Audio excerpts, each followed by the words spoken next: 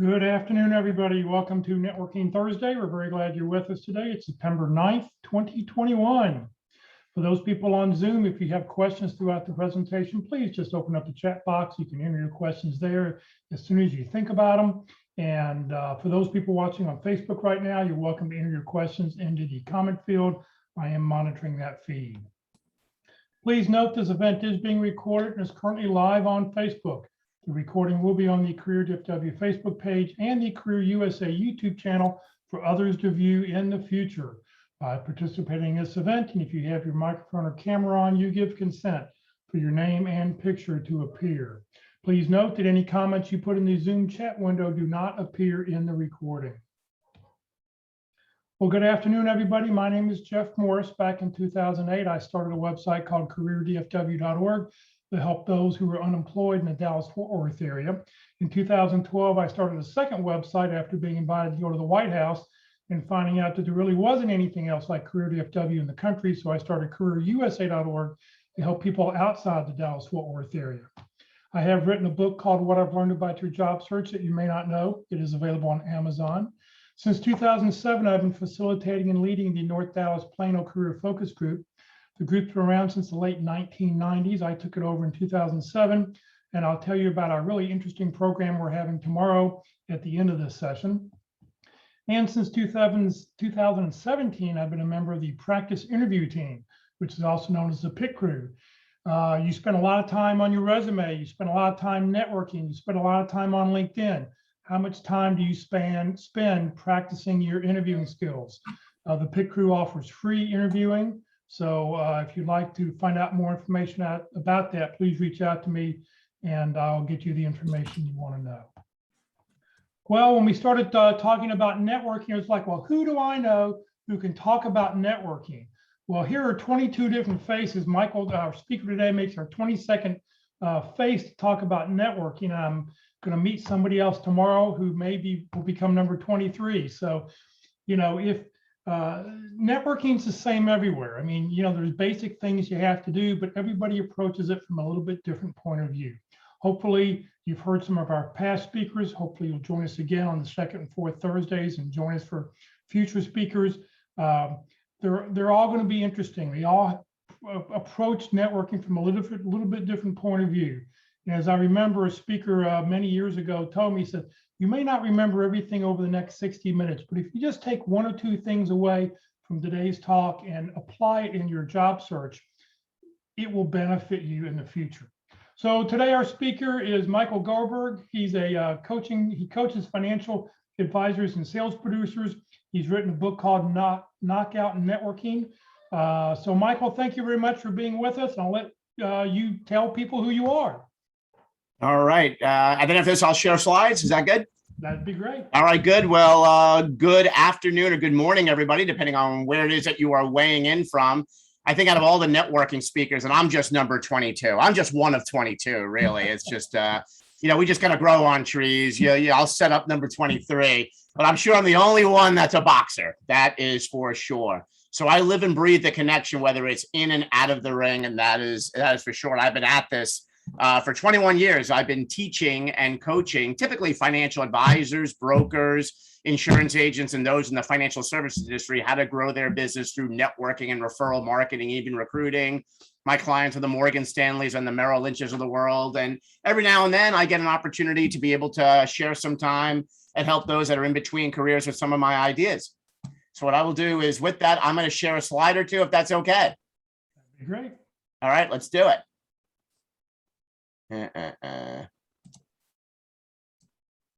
Just toggling something on my screen. Bear with me.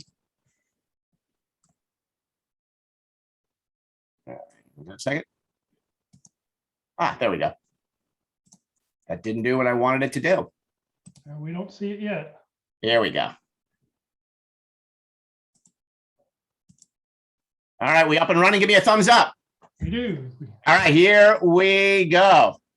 So networking like boxing or boxing like networking is about the connection, right? The more and better connections you make in the ring, the more chance you're going to take the round, win the fight. It's certainly the same thing in business. And you know, probably better than many, it's the same thing whether you've been upsize, downsize, right size, left size, super size, and you happen to be in between careers. it's about the connection.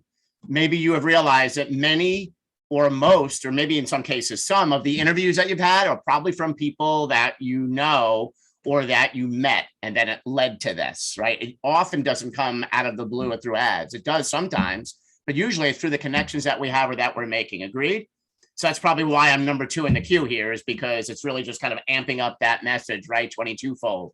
All right, so let me just get into some concepts. I'm just going to kind of warn you. This is my disclaimer. I usually don't warn my opponents, but I don't look at you as being my opponents. I think that we're in one another's corner here. I let them know that I kind of throw, like, my punches are fast. I go fast and furious. I lead with the right. I do that when I speak too, as I speak very, very quickly.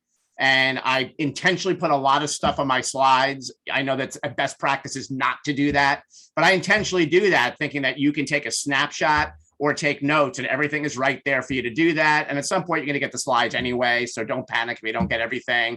So I do load up my punch in the forms of the slide. I do share a lot of info and I do talk fast. Having said all that, if you've got a question, a comment, a blood curdling yell, an emotional outburst or something, chime in a chat. I'll have Jeff kind of manage that. I'm happy to, again, I'm not following a script, so I'm able to, just sort of shuck and jive right in mid throw, and I can hopefully cover the question if I see it.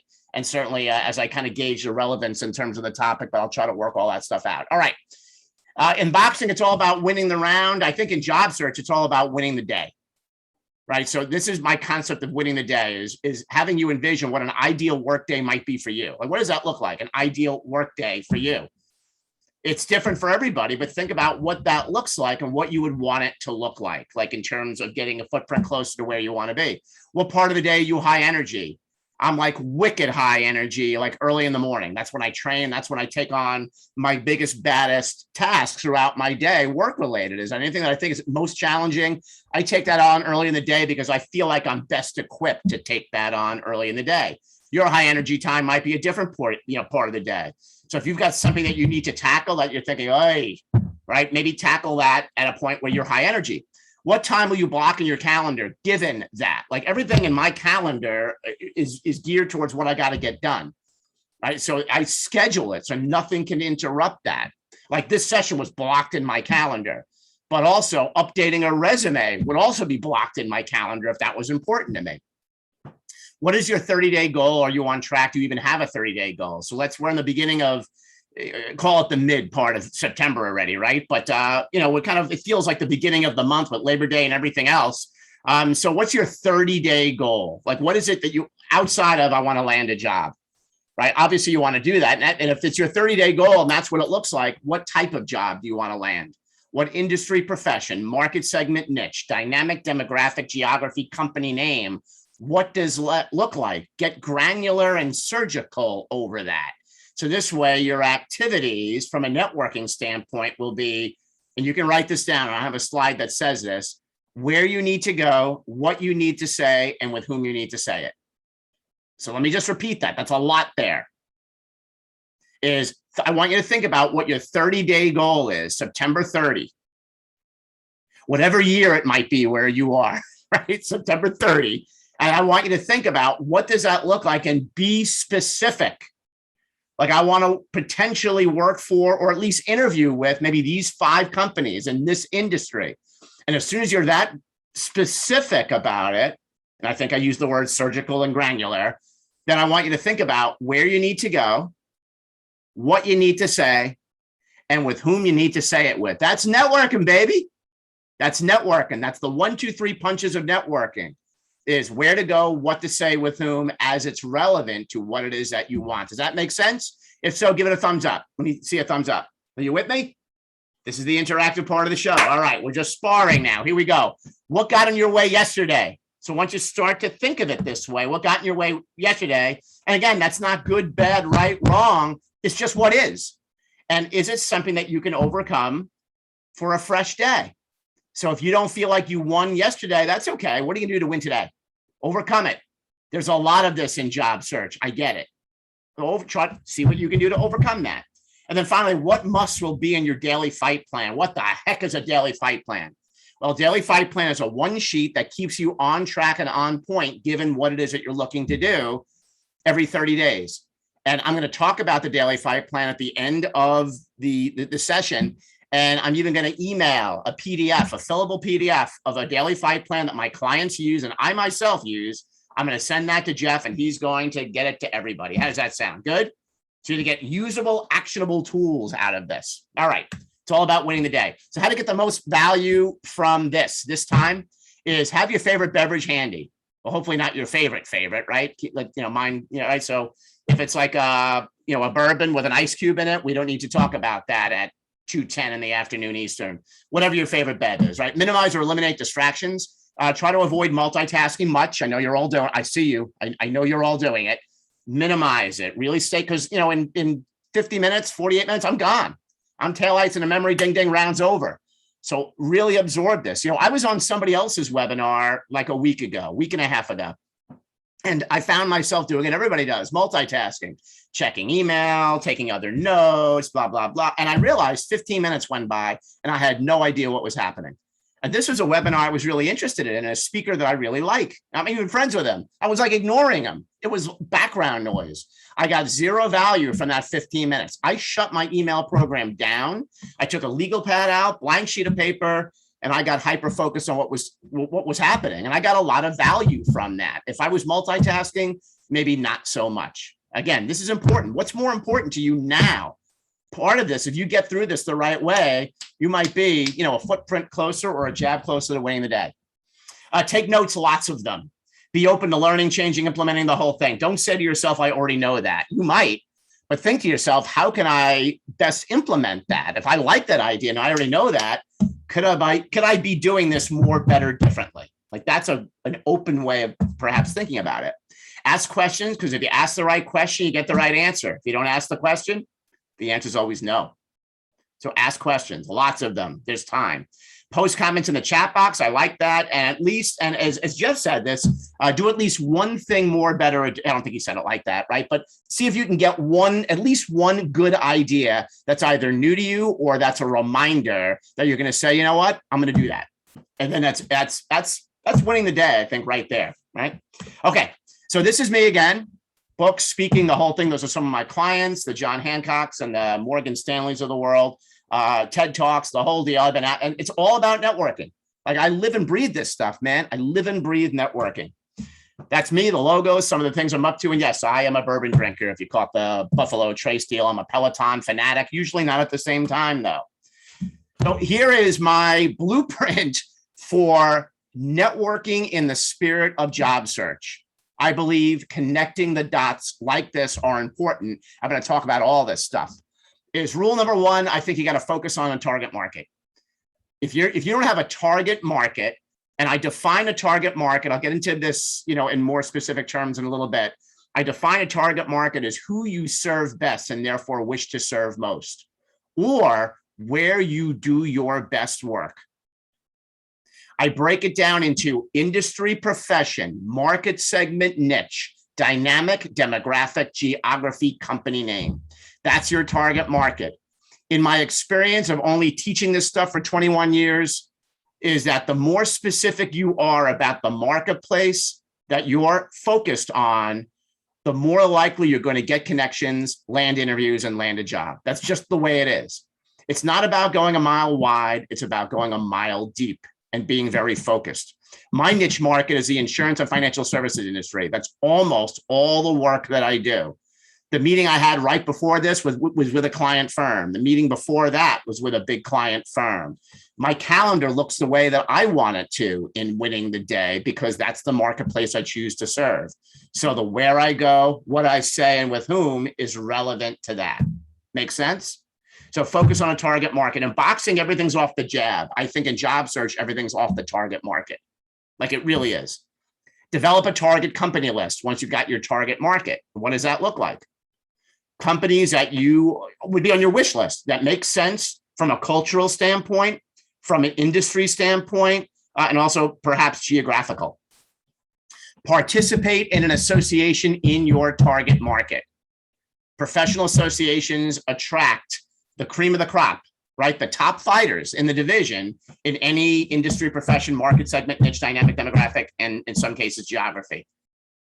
Participate in association. I get hired by associations. I often will say, show of hands, who here is in between careers or in job search? Invariably, it's nobody, which tells me that there's not enough job searchers that are taking advantage of associations, which I believe are hidden gems. Create a top 50 list of your centers of influence. I'll get into this.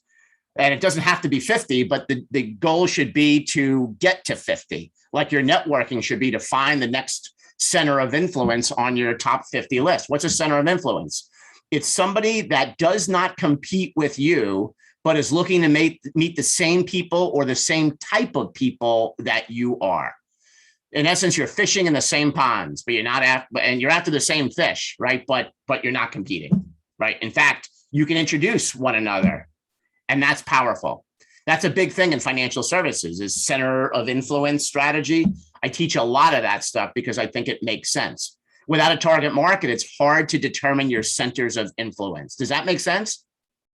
So think about professions that would be great referral partners for you and partners as if there's an exchange and what might make sense given your target market. Be active on LinkedIn with your target market, right? So it's being active on LinkedIn, and there's going to be a ripple of what I discuss in terms of some best practices on LinkedIn, but it's how is it relevant and focused on your target market? So important. Again, not general, right? Being specific. Establish a daily routine, ta-da, the daily fight plan. Set weekly goals, 30-day goals, again, on the DFP, daily fight plan, and demonstrate an it's up to me attitude. And I mean this with respect. Job searchers often blame the economy, often blame the pandemic, often blame the summer, right? It's up to you.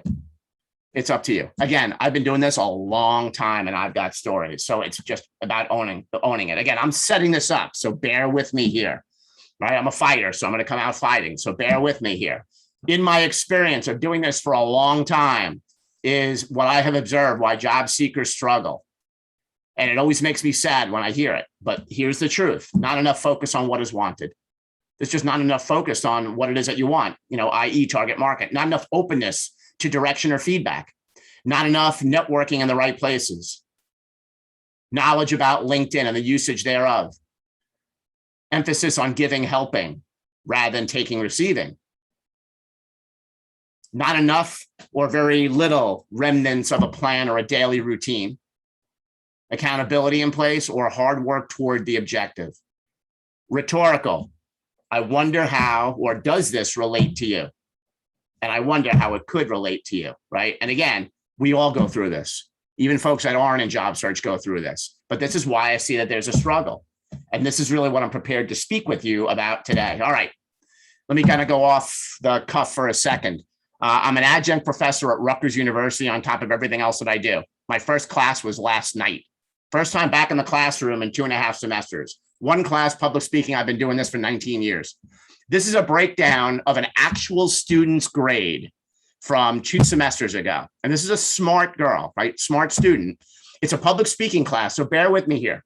Left-hand column, 60% of the grade is made up of presentations, 20% of the exams, 7% assignments, 3% the resume. I teach that in the class, the resume, because they have to know how to get jobs. And 10% is attendance and participation. This student ended up getting a D in a public speaking class. Why? Because it's not that she did poorly on her presentations. 2 of them she simply didn't do if you look on the right-hand side. So out of 60 possible points, she got 31. She got a B, a C, an F, and an F. It's not that she did poorly. She just didn't do it. Exam, she did well there, 100 and a 95. Assignment, she did well there. Resume, she just didn't do it. It's 3% of the grade, and she had 12 weeks to complete it. Just didn't do it. And attendance participation was pretty good. You do that math, it's a D. Her parents were outraged. This is true.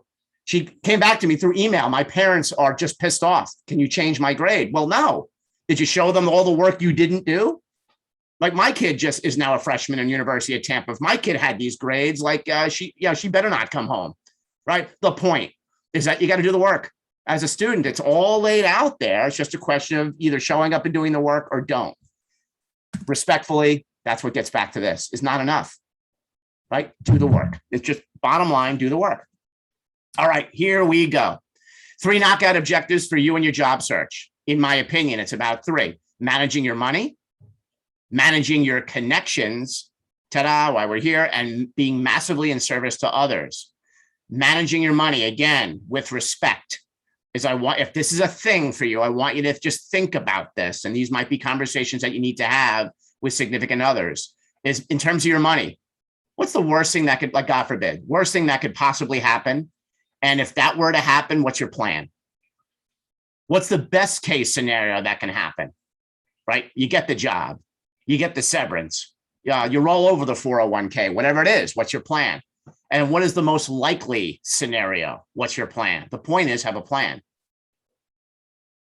right? So the kryptonite to fear is a plan. The kryptonite, so it's about having a plan. So that's a money plan. It's also having a plan around networking, managing your connections, social media follows, job search leads, and the whole thing. And check that list, check those lists twice. Again, I'm going to get into all this stuff. Then certainly be massively in service to others, having a networking mindset and behavior, which is all about the give, right? That's not me. I wish it were, right? So it's really about having a plan. Bum, bum, bum. All right, networking mindset. Here we go. Content time. Get ready. All right. In my opinion, it all starts, networking starts from the mind first, like anything, right? It all starts from up here in terms of how you're going to go about doing whatever it is. From a networking standpoint, it's about having a certain mindset. And I gather that my 21 predecessors shared something similar, is health and safety, having a mindset around that. There's this thing called a pandemic out there. Whatever your beliefs are, it's affected a lot of people. So when I meet people or I'm speaking with folks, just from a human standpoint, the first thing I think of is, how are you and your family? Is everybody okay? I just think that way. With my friends that are in Northern California, or have you been impacted by the wildfires? New Orleans, have you been impacted by, Ida, the whole thing? I just think that way. I'm not saying that if you don't think that way, that you're not compassionate, but that's just where I go, is just being sensitive to that, just because it just feels like the human and the right thing to do. So coming from a place of health and safety, everybody's been affected by something, just be mindful of that. Part of the networking mindset is being interested in learning, having a focus on learning about people and asking questions, offering help, being a resource, actively listening to people, being engaged, providing resources and ideas for folks, even connections, which often leads to introductions. All of this comes from a networking mindset. Now, you might think to yourself, this is as obvious as a ham sandwich, but I got to tell you, it ain't. It's just not. I've got too many stories. And most come from job searchers, because job searchers are always coming from a place of connect me, help me, hire me. And it's about the give. If it's a networking mindset, it's always about the give, right? If you give, you get. For networking to take, you got to give. Write that down. For networking to take, you got to give. All right, here we go. 6 reasons for networking. There's only 6. There's only 6 reasons to land a job. 76% of job searchers, according to Lee Hecht Harrison, which is a large outplacement firm, 76% of job searchers land interviews and ultimately a job through networking. So land a job. Second reason why we network is to generate business. So why somebody like me would be shaking hands, kissing babies, shaking babies, kissing hands, touching gloves, the whole thing is to generate more and better business. Social reasons is a third reason. Ever hear of Facebook? So if you just move somewhere and you're looking to meet other people that play tennis or other boxers or golfers or card players or bourbon drinkers or whatever it is, where do you need to go? What do you need to say? With whom you need to say it, right? And you can generate a social group just by doing that. My daughter just did that at University of Tampa. She said, Daddy, how do I make friends? Like the networking guy. Now I've got 21 other people, Jeff, to introduce her to. But I kind of worked on this. And now she's got this friend group that she had before even getting down there, because it was about, what are your interests? How do you connect with them online? What does that look like? The give, the get, the whole thing. And now she had this friend group by the time we brought her to Tampa. So cool. Like, this stuff works, like you think. So social reasons. Fourth reason is to learn something, learn about a product, learn about a service, learn about an industry, profession, market segment, niche, dynamic, demographic, geography. If you know with what you're looking to learn about, you can figure out where you need to go, what you need to say, with whom you need to say it. Networking, baby. Fifth reason why we network is to pay it forward. Help a brother out. Help a sister out. It doesn't happen a lot, but it does happen. Volunteering to help job searchers. That's a pay it forward move. where you're expecting nothing in return. You're just giving because it just feels like the right thing to do. Speaking at an event just because it's the right thing to do. I was booked a couple of years ago. I remember this. This was in New Orleans before, a lot of this nonsense was happening. Very big audience I was speaking in front of, and I found out that I was the only paid speaker at the whole event. All the other speakers, and this wasn't even in the financial services industry, this was in supply chain management of all places. And all these folks were grizzled vets that were retired or semi-retired. They were just looking to help some of the newbies out. Like, that's it. They paid for their own plane tickets, did everything else. It was just coming from a place of service, coming from a place of I want to stay in it. I love connecting and helping people, pay it forward mentality. And then the sixth reason why we network is to solve a very specific problem. So my definition of a very specific problem is something outside of the other five. So my dad is now in assisted living. He's totally incapacitated. He's going to be 84 next week. He used to be independent, taking care of himself, retired New York City police officer, as tough as they come. I lost my mom 5 years ago, and he hasn't been the same since. And he's in a really tough place right now. And he's very challenging, and he's in a very difficult place. He's argumentative. That's something that I deal with on a daily basis, is managing his senior care, because he's in a facility right now and blah, blah, blah.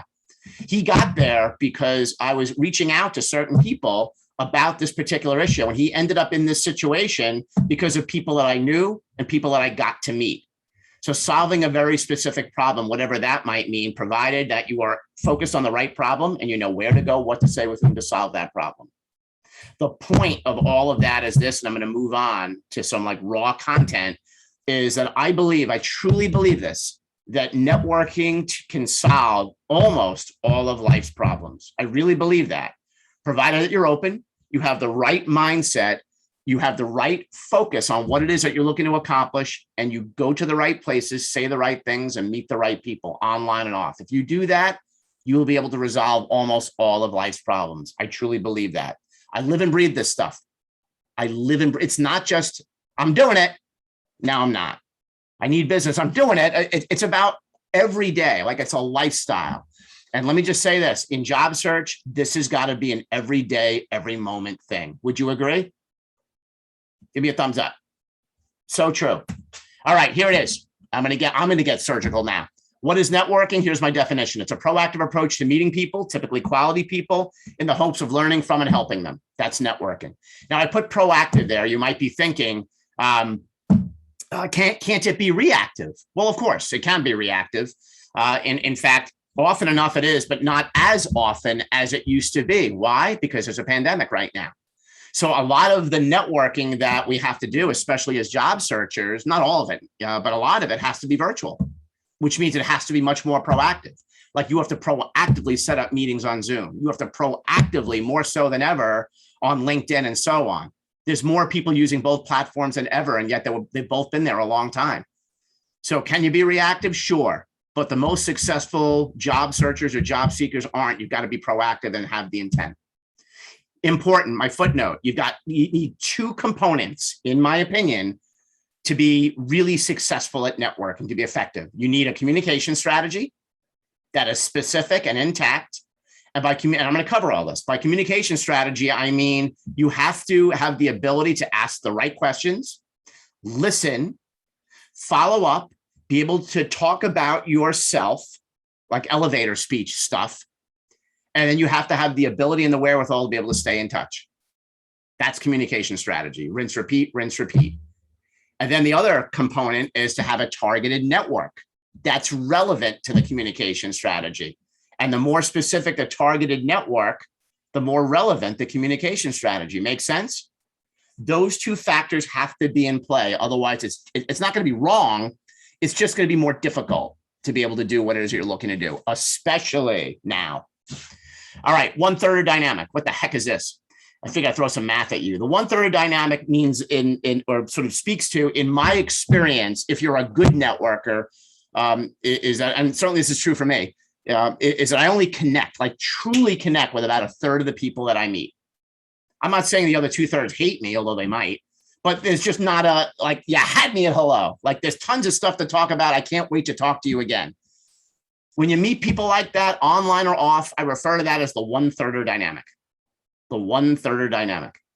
Then there's the two-thirders. The two-thirders are you meet somebody and they're a nice guy or gal, but there's no there. And I don't mean just in terms of content. I mean in terms of chemistry. Again, it's not good, bad, right, wrong. It's just what is. Here's my punchline. You see what I did there? Punchline is focus on the one-thirders. Focus on the one-thirders. We make this so difficult. Focus on the people that you have the best connections with. You get the most value, so will they, and it's way more fun. That's the one-third dynamic. So what I'm suggesting is that if you don't connect with everybody, that's okay. If you connect with nobody, and I don't mean this as a joke, if you connect with nobody, that's not okay. It means there's something that is happening that you may or may not be aware of. The number one thing that I have spotted, other than not being prepared for a conversation, in which case you don't have with what to say, is being focused on yourself. I'm not suggesting that you're doing that, but that's the one blind spot that I see where people don't want to connect with those that seem to be hyper-focused on themselves. That's not a networking mindset. Still with me? Give me a thumbs up if you are. All right. Okay, here we go. There's some rules to networking. These are some of my faves. I've got a book with like 23 of them. I will not bore you with 23 of them, but these are my faves, the ones I think are most relevant. Is have the ability or develop the ability to share personal stories. You've already heard a couple of mine. So whenever I have a meeting, I had 2 meetings with, one was a client firm, but new person in that firm. My previous meeting, this is just today, was with a brand new firm that is a true prospect of mine. And I shared, as we started, I said, I appreciate you carving out some time, Lori. May I just share a quick story with you? And I shared a story about bringing my daughter down to University of Tampa and some dynamics around that. I didn't spend 10 minutes talking about it. It was like a minute or two. And she said, yeah, I went through that myself. And she kind of shared an experience that was similar. Do you think there was a connection there? Pretty good. That's not the reason why I did it. I did it because that's what was on my mind. It was relevant. So I just chose to be human. And there was a connection there because she just brought her daughter and blah, blah, blah, and the whole thing. And we had this was like 5 minutes of back and forth, but it was back and forth and it was fun. It made the other stuff easy. Again, it's not why I did it. I did do it to make a connection, but not in a manipulative way. I wanted it to be fun, not just for me, but for those that I'm speaking with. Like I wanted that to be collaborative and I wanted to share some common ground. It's also just relevant in my life and it's what's happening. Share current professional stories, but don't do it in the form of complaint, especially in job search.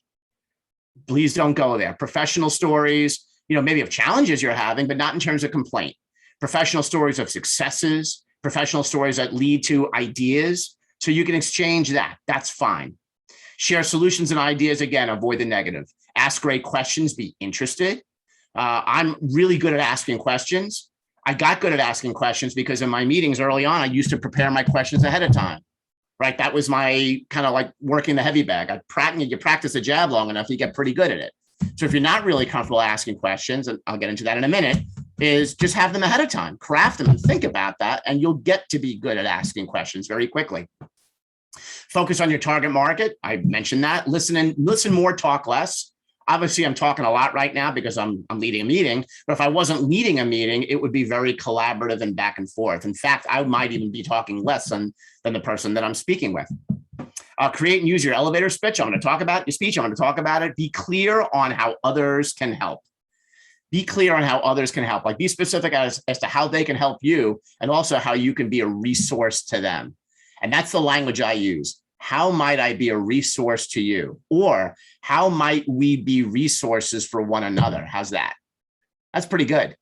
That's networking speak right there. It's collaborative, it's giving, right? It's just light sparring. We're just getting our work in, right? Even Steven.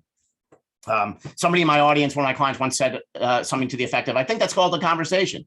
Like, duh. Yeah, a good conversation. All right. Here are some of my favorite questions. You can take a Polaroid of this if you want, but you're going to get the slides anyway. These are questions that I often ask or variations of these questions. And if I was a job searcher, these would be important to me. I would lead with a story. You might be saying, but that's not a question. You're right. I would say, may I share a quick story with you? And I've never had anybody ever say no, like not once. Like, can I just share a quick story with you? Something I'm going through right now. Boom. The University of Tampa, my kid's there thing. What do you do for fun? One of my other questions. Well, how was your summer? What did that look like? What'd you do for fun over the summer? Who do you work for? What industry did you work for? Where did you work? Something like that. Again, depending on relevance. How long have you been there? Do you like what you do? Do you like what you do? You know, 66% of those that are working right now do not like what they do. 66%. Most of whom are attorneys. Different story for a different day. And that's according to SHRM, Society of Human Resource Management. Anyway, if you're speaking to somebody that likes what they do, my follow-up question would be, what is it about your work that you love? Like, what is it like your favorite thing? If somebody doesn't like what they do or they're struggling, like they're in between careers, then my question is, I definitely want to explore, how I can be a resource and help you with that. But that's just my go-to. How do you market yourself, or how are you marketing yourself? Remember, networking's learning, right? So how do you market yourself? You might get a best practice out of it. What are some of your interests? Where do you look to network and why? What does that look like? Are there podcasts or virtual meetings you could recommend? VM is not voicemail, virtual meetings. Who would you love to meet and why? And how can I help you if I happen to like them? So if they're in 1/3rville, I might go the how can I be a resource to you route. If they're not in 1/3rville, I may not.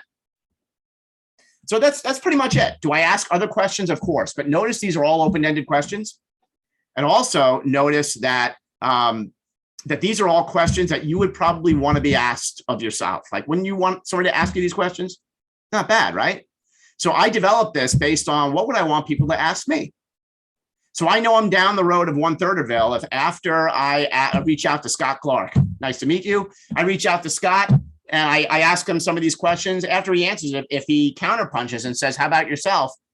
I feel like we're probably on the road to 1/3rville, right? Because he's interested in me too. It's collaborative, it's back and forth.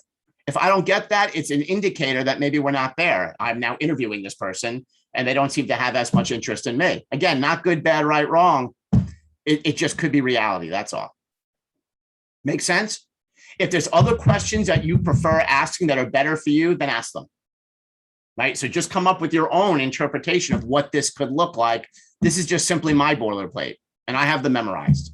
So again, it's something you can adapt and certainly morph into what you need it to. All right, you must have a target market. I got into this, right? So I'm going to get specific now. Hang on, here we go.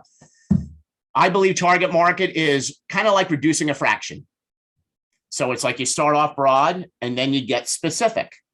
So industry, profession, market segment, niche, dynamic, demographic, geography, target companies.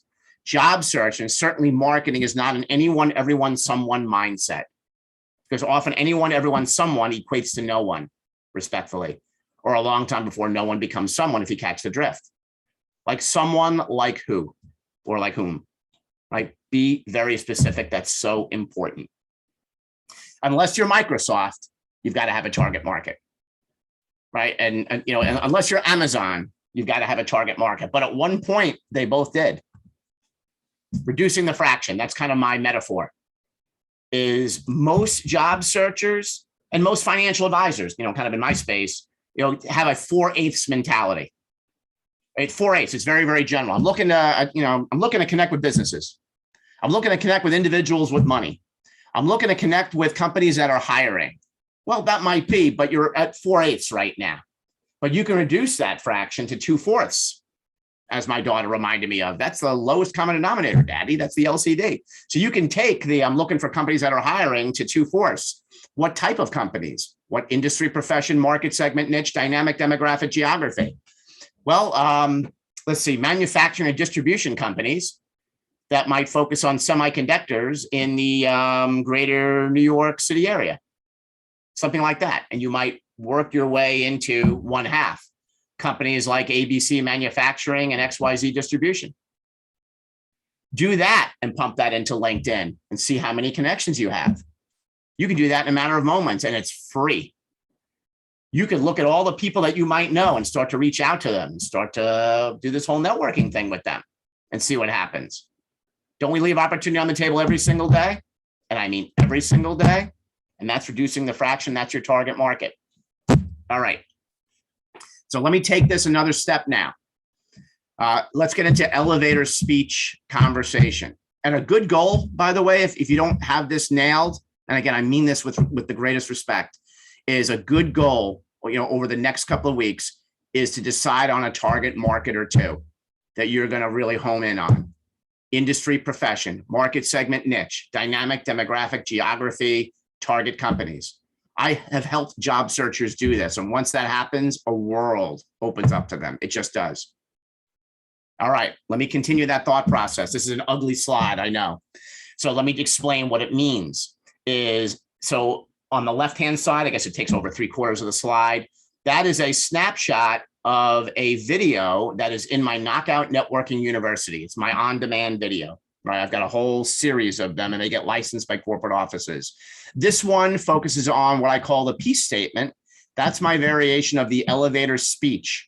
The reason I'm showcasing this, other than it's going to introduce what we're talking about, is this is the most watched video out of all my videos. Out of all 24, it's only an 8 to 10 minute video. They all are, but this one by far is the most viewed. I wonder why.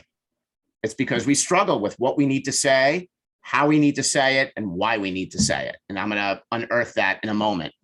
And then that's the Rutgers logo. We creamed Temple last week. Something like 61-14 or something. I've got 5 of the football players in my class this term. So I'm prepared to have a fun semester. But I put that there because I teach this stuff in my Rutgers class, because networking is a form of public speaking. And my students need to know how to talk to people. I joke, you don't know how to talk to people. They laugh. I said, but yeah, it's not going to be funny in an interview, right? So you need to know how to talk to people, need to know how to network. So I teach my networking ideas and this elevator speech called the peace statement in the class. And I have to tell you is that I watch my students over a 15-week period land internships and land jobs and get over themselves and get confident and learn how to network. And I get a chance to watch it. How cool is that? In fact, I have seen students as I guess as recent as last semester, even virtually, that used some of this stuff, landed a job and shared this, and then forgot that they were afraid of public speaking because they were so excited what they did that they just became a good speaker in sharing it. Why do I keep going back and teaching this class? It's beyond me. All right, here we go. Here's the peace statement. This is what it looks like. I have been teaching this concept for 21 years and it hasn't changed. I've been teaching this concept for 21 years. It has not changed. It's timely and timeless. Let me talk you through it. So the peace statement is my variation of the elevator speech. PEACE is an acronym. It stands for profession, expertise, environment, and call to action. This is how it works. Profession is who you are, what you do or looking to do, and how you help. Okay. Expertise is what you know. I like expertise to be in 3s if you can do that. So my profession might be something like I'm a speaker, trainer, coach, author, boxer. My company is Knockout Networking. My focus is helping sales producers grow their business. That's profession for me. Expertise, my 3s would be my expertise is in the areas of networking, referrals, and recruiting. Those are my big 3. What are your big 3? Environments are your target market, your industry, profession, market segment, niche, dynamic, demographic, geography. And then call to action is your ask. Like, damn it, what is it that you want? So ideally when networking, I'm always looking to meet or be introduced to ... whatever that looks like. And that's your peace statement.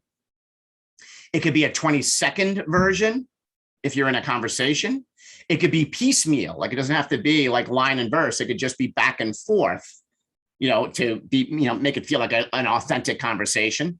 Or it could be a 1-minute intro at a networking meeting, like it fits. Now, as an aside, I didn't mention it before, but outside of this whole speaking, training, coaching thing is, I had the logo there, I just didn't mention it, is I also lead a national networking organization called the Networking Group. We have communities all over the country. It's not geared towards job search per se, but it is geared towards business owners and sales producers. And we teach this stuff there because when everybody's doing their intro, we want them to be conditioned and trained to be effective at this. That's kind of like part of the deal. So they all have a peace statement. So there's lots of connections that are happening because a lot of these folks are trained to do it. So what does this look like? It could look like this. Yours might look something like this. You can take a snapshot. I prefer to not think of this as a script, although it is kind of script-ish. I prefer to think of it as a structure, not a script. So it's not about memorizing every word. It's about owning the concepts.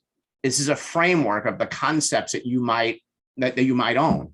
Like I could rattle off my piece statement without looking at anything, but I own these concepts, so I kind of know it cold. And you will too. You'll know yours cold. But this could be a good starting point for you. Let me just break it down. So again, I kind of took it from a financial kind of world, right? So I'm a financial professional in transition. I put it right up there. I think it's important for people to know that you are in this place of change, focused on working as a banker in the private equity space. Right up front. I can end that and say, how about yourself? Like right there, like that could be right back and forth. My expertise, so that's the second component. So what's your background? My expertise is in the areas of investment analysis, accounting, and financial planning. That could be your big three or some interpretation of that. Environments, I'm focused on working for firms like ABC Partners and XYZ Equity Group. Environments, call to action. I'm always looking to meet or be introduced to, It could be the centers of influence, or it could be actual, hiring manager types, whatever. Any advice, insight, recommendations as to how I might make a connection like that would be great. How about yourself? How can I be a resource to you? This is a piece statement. This concept has helped thousands of people, like thousands of people make more in connections, and probably hundreds of people land jobs because I've watched it, I've seen it. And that's the piece statement. Any questions on this concept? I'll kind of open it up. Comments, anything in the chat box, Jeff? No, nothing in the chat box. People are doing some networking. They're posting their information. So yep, I'm seeing. Okay, cool. All right, if there are questions, just because I know there's a lot of content. All right. So here are some rules. Rules to the piece statement is kind of like this rules to Fight Club. We don't talk about Fight Club, but we do talk about the piece statement. Rule number one is you got to be asked. Got to be asked. Like you can't just work a room and say, hi, I'm Steven, profession, expertise, environments, call to action, and blah, blah, because they'll throw you out of that room. It just, they won't throw you out of the room, but it's TMI, as my daughter would say. It's just too much info, right? So you gotta be asked, but there's 3 exceptions to the you gotta be asked rule. If you are the speaker at an event, and I would encourage you to volunteer to speak at events, especially in professional associations that might represent your target market. How's that for a best practice? So if you're the speaker at an event, your piece statement can certainly be your intro, right? And now it's relevant. Or if you're at a meeting that avails you of a 30-second or 1-minute slot of time to give your pitch. Well, don't you think it's tailor-made for a piece statement? Like right on. And then the third sort of exception to the you have to be asked rule is, or you already have a relationship with whom you're speaking and networking with. So if I know Jeff really well, I can say, Jeff, can I just bounce something off you real quick? I'd like your opinion. Profession, expertise, environments, call to action. That's going to fit. Why? Because there's context. The context is around we already have a relationship, right?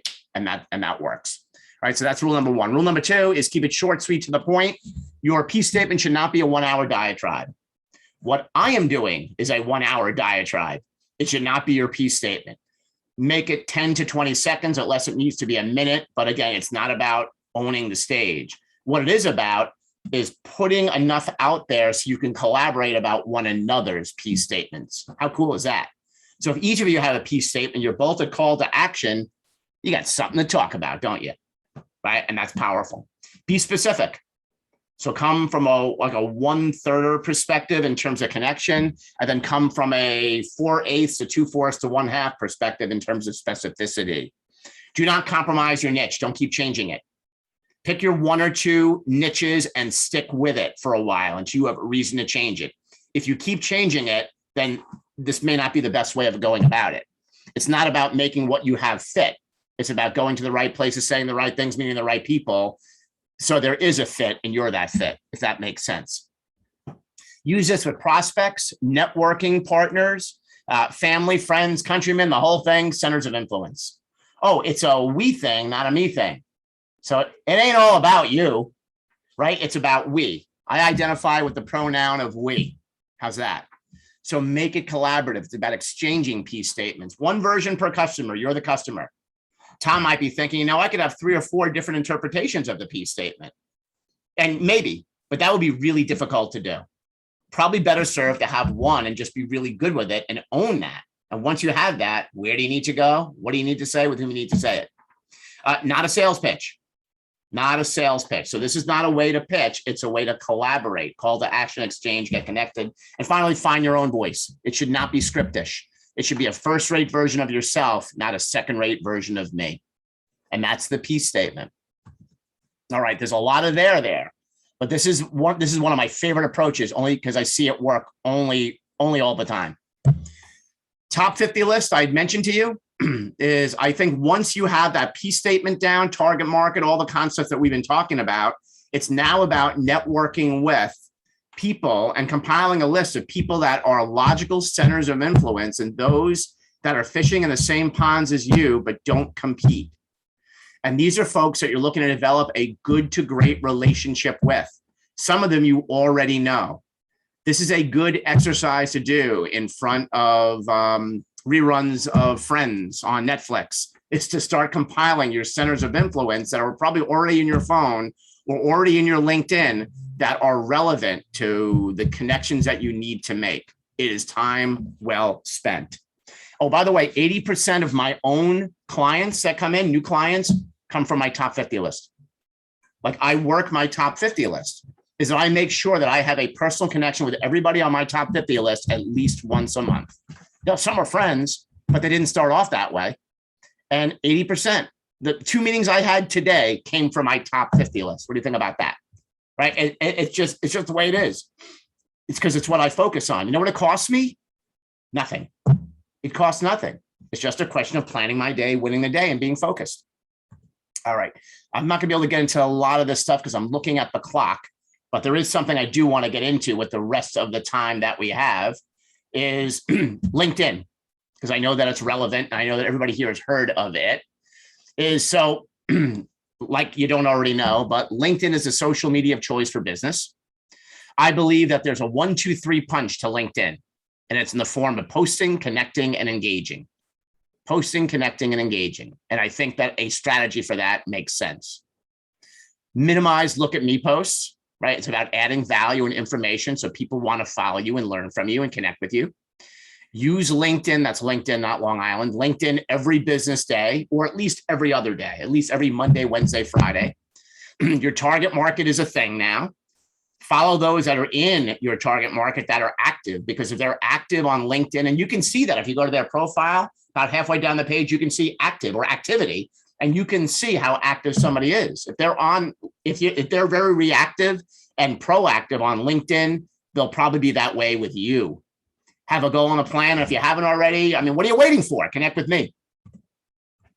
All right, here's the 1, 2, 3 punch to LinkedIn. Posting, connecting, engaging. Posting.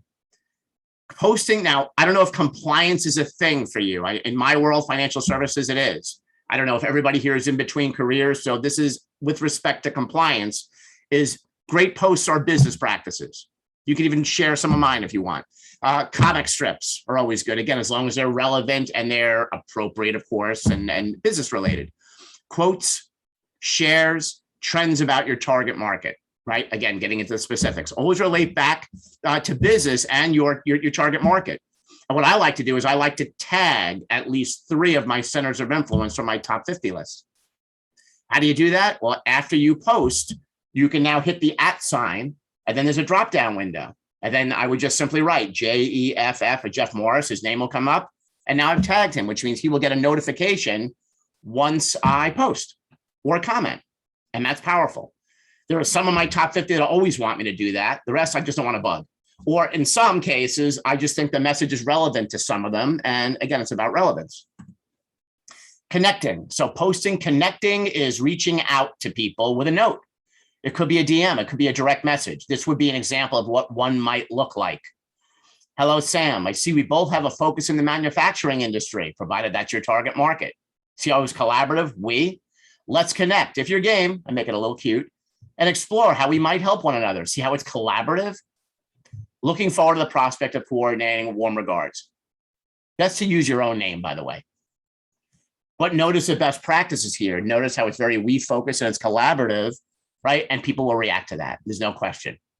And then engaging, right? So social media is all about engagement, but why you're looking to engage. So in Facebook, it's one reason. On Instagram, it's another reason. Certainly in LinkedIn, it's either more business or landing a job.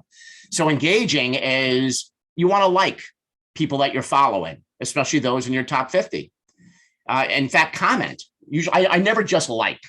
I try to comment, and my comment isn't like nice post. I try to put something specific about the post.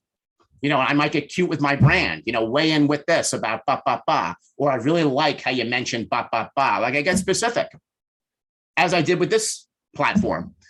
Share. So sharing is a way of engaging, tagging people, sending a DM, and then inviting them to events. So if you're going to a job search event or you're going to a manufacturing event, if that's your niche, invite those that you're looking to connect more and better with that are in or that you want to be in your target market to the event. What better way to get connected with people than to invite them to events and to platforms where they themselves are going to get value? So it's getting back to winning the day. And give me a thumbs up. Did you find this hour valuable? A lot of stuff, right? I'm just scratching the surface, right? But hopefully number 23 will take it from here. So let's get back to winning the day, right? So in light of all that stuff, ideal workday, high energy, blocking the time, 30-day goal. What got in your way yesterday? Just recognize that. No big deal.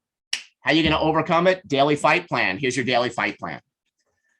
I use this myself only every day. And this is what it looks like. Of course, the PDF I use is much cleaner than this, but this is like conceptually what it looks like. So daily fight plan is I kind of start with the P's, the purpose. So the purpose is write your 30-day goal and be specific, right? And again, I'm going to send you a fillable. You just type it in and it shouldn't really change unless it does, but it shouldn't change every day. Be focused on that goal unless you need to update that. Again, it's about relevance. Priorities. What should be completed today, no matter what? Like I got to get a resume to that hiring manager. I have to it's got to be done today. And then there's a people component, right? Networking. So who do I need to create a touch point with today? I divide people into 3 columns: prospects, people that might hire me, people I'm waiting on for stuff, whatever that looks like, and then centers of influence, my top 50. So it's people that I'm going to be reaching out to. And again, it's not hundreds, but it's just 1 or 2, right? Very doable. That's my people component. The 4th component is projects. What must get done today to move these projects forward? It's not necessarily completing the project, but it might be chipping away on some of what I'm talking about here about the P statement. Maybe you're going to make components of the P statement in your summary statement on your resume. So that might be a project that you're looking to move forward. And then finally, make it personal. What will you do to refresh or reboot? Maybe you want to get on the Peloton. Maybe you want to walk the dog. Maybe you want to walk the wife. Maybe whatever it is, right? You want to so whatever that's going to be to keep you refreshed and keep you human, I think that's okay too. And that's the daily fight plan. So remember how I began? This is how I'm going to end. These are the best practices. This is what I believe it takes to have an effective plan going into your networking campaign to make the connections that you need to and to land the job that you ought to. I'm going to take it off of screen share. I'm right at the top of the hour. I want to be respectful. Does anybody have any last minute comments, questions, emotional outbursts, or Jeff, did you want to put a finishing touch on? Yeah, well, Michael, there was a question. Todd asked, how do you stay regularly engaged with all 50 of your COIs, Center of Influences? Good question. I don't stay engaged per se with all 50 at the same time. I just make sure that I'm engaged with them throughout the month. So every 30 days, I look to create at least one touch point with each member of my top 50. That's how I do it. But many have become friends. I'll be honest with you. I've been at this game a long time, and you may not have 50 yet. So call it 10, call it 8, doesn't matter, right? It's really aim on growing and developing the list and making sure that the list is enriched. But I do have it printed out every month, and I do have it on my desk, and I do take notes, and it does get updated because some people fall off the grid. Some people change jobs or change roles or retire or fall out of love or fall into love. And that's just life. But if I keep a running list of my faves going and it's about connecting more better with them, I've got something going on and it's fun and it's valuable and it's mutually valuable. It's not just a take thing, it's a give and take thing. All right, very good. Anybody else? If anybody else has a question, you're welcome to unmute your mic and ask away. Anyone? Going once, going twice? Stephen. Yeah, this 1/3 dynamic or 1/3 dynamic. How did you steal that from someone or did you develop it on yourself? Oh, no, I think that's mine. Yeah. Mm-hmm. And how did it come to you? You know, it came to me because when I first started networking and I didn't know a lot of this stuff, and my expertise was not in that area, it was something else. I realized that the more I focused on them, the more and better connections I had. And as I started to get better at networking, I started to gauge the amount of people that I'm speaking with and the types of conversations. And I realized that I never really got more. And what I think is pretty good, I'm pretty good at this and I'm pretty active. And I just realized that I've never really been effective at, like awesome connections. Like it had me at hello with more than 1/3 of the people that I was meeting. And it just seemed to be the number. So I've just figured, there's something to this. So if I met 10 people at an event, I just felt like 3 or 4 of them were just awesome sauce. And the others were fine, but it was just like, we just hit it off, and that just kept happening. If I met 3 people, it was 1 or 2. So that just became, there's a dynamic to this, and I just thought I have to call it something and frame it because then we could focus on getting better. And so that's where I went with it. I also realized that people that are not good networkers, they're not making 1/3 of connections. It's way less. Thank you. Yep, you're welcome. The other takeaway is that it's okay to not connect with everybody because nobody will. You're never going to be 10 for 10 or 3 for 3, right? It just won't happen. Again, I'm not saying that you're going to hate anybody or that they're going to hate you, but there's a difference between connecting and connecting. I agree. Yeah. Well, Michael, thank you very much. Great information today. A lot of information. So, I really, really appreciate it. You mentioned that there's a couple of handouts. So if you're interested in getting Michael's handouts, please just send me an email at networking@careerdfw.org, and I will get those to you this weekend. So, in the next couple of days, I'll get those to you. So please feel free to send me an email and we will get those out to everybody. Career DFW and Career USA, we're putting on training 4 days a week. So tomorrow morning at the North Dallas Plano Career Focus Group, where do you fit into the kingdomality? Mike Newman has spoken many on a yearly basis for several years, talking about kingdomality and how, where is it you fit? So you may have done Myers-Briggs, you may have done Strength Finders. This is just another way, and it's sort of a fun way to sort of think, where do you fit? Going back into back to kingdoms back in the 16th, 17th century, and to see where it is you fit in the king. So there is a free test you can take at www.kingdomality.com. Please go take it before tomorrow's session so you know where you fit. It'll help during the presentation so and you're able to talk about that. Next Tuesday for LinkedIn Tuesdays, how to use LinkedIn for job hunting, strategies to get results. That'll be with Locke Alderson. Next Wednesday for interviewing Wednesdays will be on session number 7, how to discuss compensation and the circumstances around leaving previous positions. Why did you leave your last job? Always 2 questions that always come up in every interview.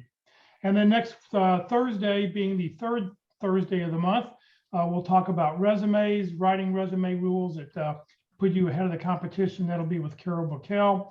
And then our next networking session will be on the 4th Thursday, which will be the 23rd of the month. And we'll have another speaker talking about networking. If you'd like to join the Career DFW and Career USA LinkedIn groups, you're welcome to do so. We've got over 13,000 members in the Career DFW group. You do not have to live in the Dallas-Fort Worth area to join that group. And you're welcome to join either group or both. We just started both of them when we started the websites. This session has been recorded. It will be available on the Career DFW Facebook page And in a couple hours, I'll have it uploaded to the Career USA YouTube channel. Please follow us on Facebook, subscribe to our YouTube channel. We'd really appreciate it. On the YouTube channel, it's the Career USA YouTube channel. Click on playlist where you see the green arrow, and then down below, pick whichever list it is you're looking for. And if you're looking for networking, don't click on the video, but click down where you see the red arrow where it says view full playlist, and then up will come a list of all the different topics and titles and who spoke and the date. The most current one should be on the very, very top. If you're not receiving emails about our workshops and you'd like to join the Career USA mailing list, please do so. The nice thing about it is you'll get the title of the day, the topic of the day, and the Zoom link of the day. So that way you don't have to look for the Zoom link. It'll come right to your mailbox every morning. Please note, Career DFW, we're a 501c3 nonprofit organization. Our speaker today was a volunteer. I'm a volunteer. I've never gotten paid to do any of this over the last 13 years. I'm just here to help you land your next great opportunity. Career DFW survives on donations. Please consider making one when you get your next job. So thank you for joining us today. Everybody have a great afternoon, and we'll see you all next One month. second. Hey, Mike, what's your LinkedIn? Just do a search on Knockout Networking and you'll find me. Knockout Networking. Knockout Networking. All right, very good. Thank you. Very good. Good luck, everybody. Thank you very much. All right, you got it. Take care.